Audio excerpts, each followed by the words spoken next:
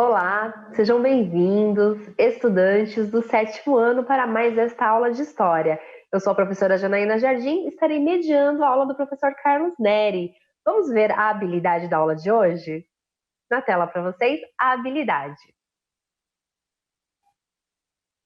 Vamos lá? Então, na nossa aula de hoje, vamos falar sobre as lógicas mercantis e o domínio europeu sobre os mares. E o contraponto oriental, essa é a aula parte 1, a habilidade do currículo, caracterizar a ação dos europeus e suas lógicas mercantis visando ao domínio do mundo atlântico. Objetivos da aula para vocês na tela: propor reflexões e diálogos sobre a lógica mercantil e o domínio europeu sobre os mares no período colonial, compreender acontecimentos históricos, relações de poder e mecanismos de transformação das estruturas sociais, políticas e econômicas ao longo do tempo. Uma ótima aula para todos vocês. O ciclo do açúcar no Brasil iniciou-se no século XVI, após a escassez da extração do pau-brasil. Isso durou até o século XVIII, proporcionando a instalação de pequenas indústrias de beneficiamento de açúcar localizadas e fixadas na Casa Grande. O açúcar foi introduzido no Brasil a partir da ilha de Itamaracá, capital de Pernambuco. Pernambuco e São Vicente destacaram-se na produção açucareira, ou seja, a São Vicente e Pernambuco tiveram aí os engenhos mais lucrativos, né, desse período aí da história brasileira, mas principalmente os engenhos em Pernambuco, que foram um dos maiores engenhos. Nós vimos lá na imagem, né, o desenho aí, né, a arte que expressa o modelo da Casa Grande ali, e isso era nesse lugar, justamente nesse ambiente, aonde havia o desenvolvimento tanto do trabalho, porque nesse caso ainda já vai haver, né, o trabalho assalariado juntamente com o trabalho escravo, mas é dentro dessa estrutura da Casa Grande aonde vai se abrigar aí as fábricas do refinamento do açúcar. E claro, nós já estudamos, isso vai envolver aí a Holanda, vai envolver Portugal, vai envolver a Espanha também, lá na União Ibérica, ou seja, o açúcar, né, a venda do açúcar é um comércio, né, foi um comércio lucrativo nesse período. Entenderam? Legal. Próximo slide. Olha aí, a caixa de corte do pão de açúcar, né? Onde olha lá o pão de açúcar lá no fundinho lá da imagem, da primeira imagem, você vê ali o pão de açúcar, aí é o lugar onde se faz aí o corte, e embaixo nós temos aí as tábuas de purgar, ou os tachos, que era onde o melaço do açúcar, né, era colocado. Dali ele era colocado ao sol para secar, e aí quando tirava-se desse tacho, você tinha aí, então, o pão de açúcar. Olha que legal a maneira, a forma, toda essa instrumentalização aí da produção, né, da transformação da cana em açúcar, ok?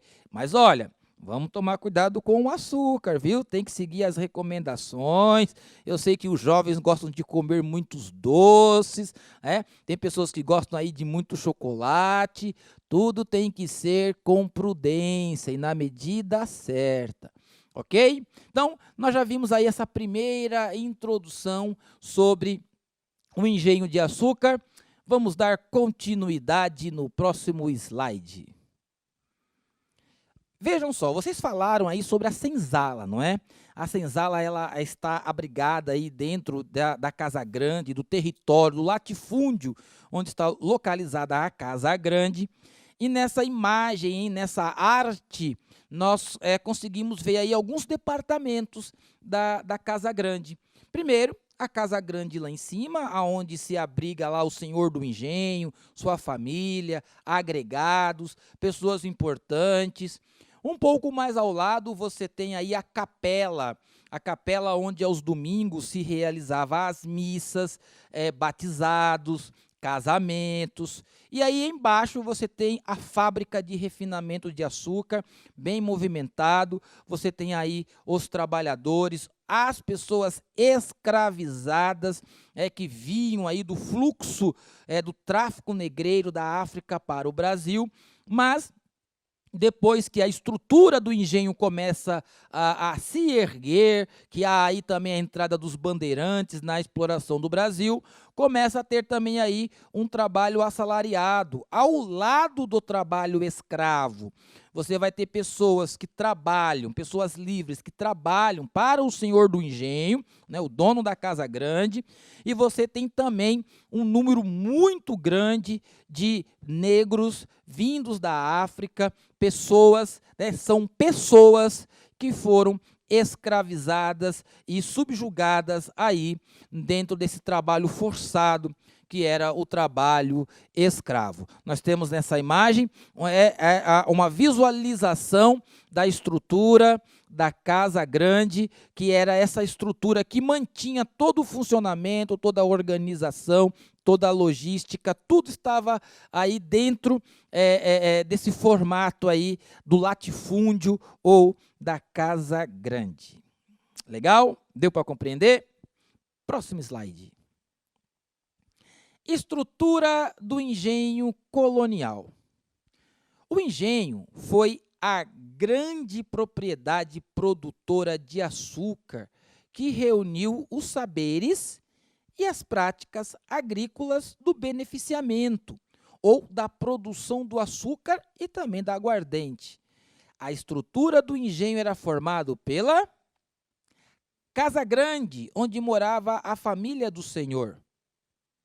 Senzala, onde estavam aí amotinados, como diz o professor Carlos, né, confinados os escravos. Capela, onde se realizavam-se as missas. Olha aí a estrutura do engenho colonial. Vamos fazer aí uma análise dessas estruturas que nós estamos, que está organizada aí nesse infográfico. Nós vamos ter aí, em primeiro lugar, as propriedades, né? As propriedades do latifúndio, que é a Casa Grande, né? Onde mora o senhor, a capela, onde se faz as missas, a senzala, onde estão as pessoas escravizadas. Então, aí é a Casa Grande.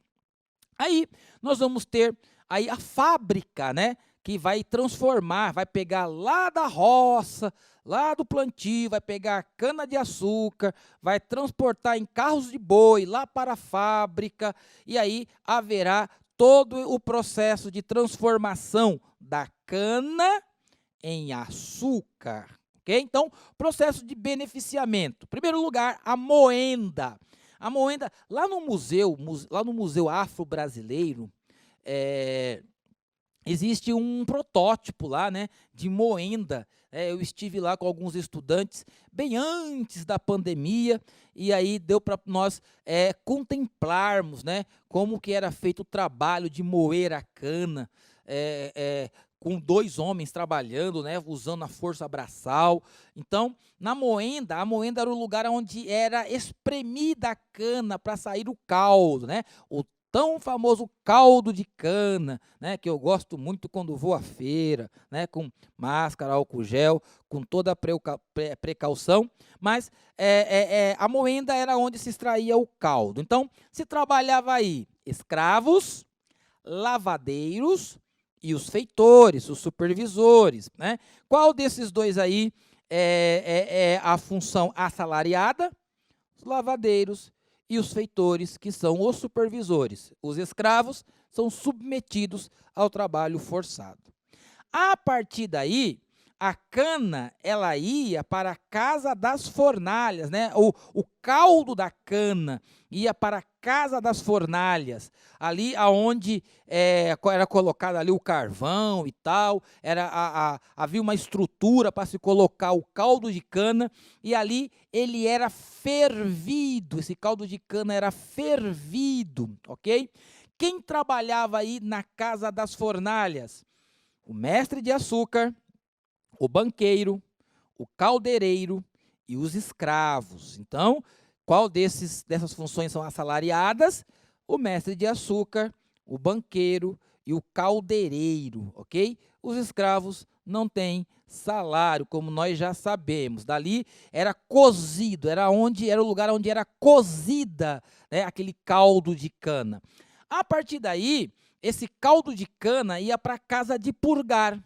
E aí era colocado naqueles tachos, era colocado naqueles tachos, e a partir daí havia uma transformação, porque na parte superior ficava o açúcar, né, cristalizado, né, o açúcar refinado, e na parte de baixo, dentro do próprio tacho, ficava ali o açúcar mascavo, né? Então era dividido, né? E qual era, né, o tipo de açúcar que se vendia mais, que se tinha mais lucro, era o açúcar refinado, né? Não o mascavo.